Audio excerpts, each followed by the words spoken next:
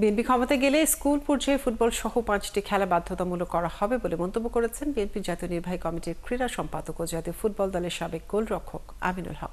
বৃহস্পতিবার বিকেলে সুনামগঞ্জের জগন্নাথপুরে শহীদ জিয়া প্রীতি ফুটবল ম্যাচের অনুষ্ঠানে যোগ দিয়ে এই মন্তব্য করেন তিনি। এ সময় তিনি আরো বলেন, বিগত ফ্যাসিস্ট সরকার এদেশে খেলাধুলা নষ্ট করে দেয় শিশু কিশোররা মাঠ বিমুখ ছিল। বিএনপি চায় খেলাধুলার মাধ্যমে শিশুরা বিকশিত হোক।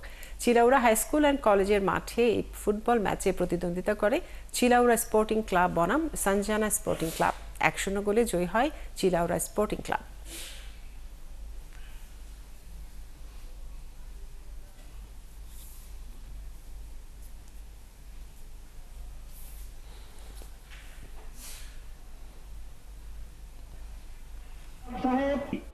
আমরা চাই খেলাধুলার মাধ্যমে আমাদের সন্তানরা সুস্থভাবে বেড়ে উঠবে, খেলাধুলার মাধ্যমে আমাদের সন্তানরা ভবিষ্যতে বাংলাদেশের যে কোনো স্পোর্টসের দলের তারা বাংলাদেশের প্রতিনিধিত্ব করবে।